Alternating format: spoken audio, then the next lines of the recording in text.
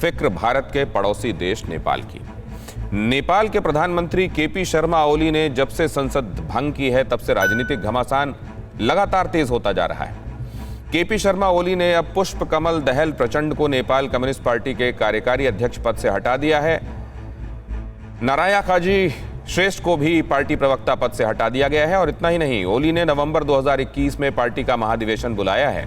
इस फैसले के बाद प्रचंड गुट के भी तेवर तीखे हो गए हैं। दूसरे गुट ने काठमांडू में बैठक बुला ली है। पिछले कुछ सालों से पड़ोसी देश नेपाल में चल रही गतिविधियां भारत के लिए फिक्र बढ़ाती जा रही हैं। ओली लगातार चीन के इशारे पर नाचते आ रहे हैं, लेकिन जब उन्हें पता चला कि कम्युनिस्ट सरकार को बचाने के लिए चीन उनकी ही बलि देने जा रहा है तो उन्होंने अपनी कुर्सी बचाने के लिए संसद ही भंग कर दी।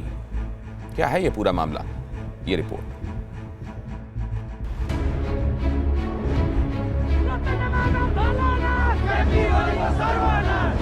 भारत को घेरने के लिए चीन के राष्ट्रपति शी जिनपिंग ने नेपाल पर जाल फैलाया।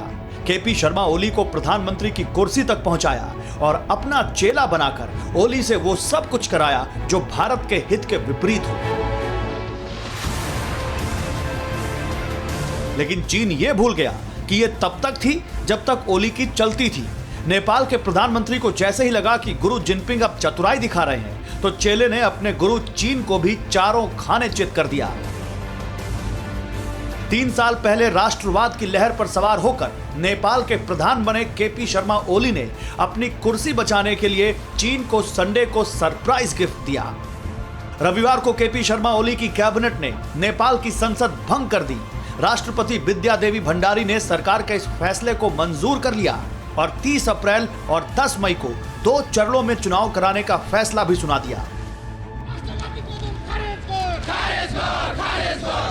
ये फैसला आने के बाद से ही नेपाल की जनता में उबाल है। काठमांडू की सड़कों पर गुस्सा पसरा हुआ है। नेपाल की जनता देश के प्रधानमंत्री खड़ग प्रसाद शर्मा ओली के खिलाफ नारे लगा रही है। संसद भंग करने के फैसले को वापस लेने की मांग कर रही है।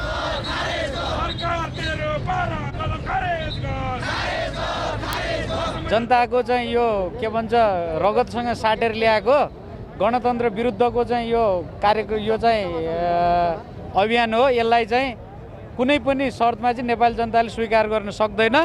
कस्तो भनी राजाको र अहिलेको कम्युनिस्ट सरकारको गतिविधि एउटै नभएको कारणले गर्दाखेरि हामी चाहिँ चित्तै नबुझेर हामी पनि आन्दोलित हुनु परेको अवस्था हो अहिले चाहिँ। 3 साल पहले केपी शर्मा ओली ने नेपाल के प्रधानमंत्री पद की शपथ ली थी और उसके बाद से ओली लगातार चीन की बोली बोलते रहे, शी जिनपिंग के इशारों पर डोलते रहे। लेकिन ओली की सरकार चीन के अलावा किसी को संतुष्ट नहीं कर सकी। ओली के चीन के हाथों बिक जाने पर नेपाल की जनता जल्द ही उनके खिलाफ हो गई, जबकि उनकी सरकार की सहयोगी कम्युनिस्ट पार्टियां सत्ता में जगह न देने पर ओली के खिलाफ हो गई।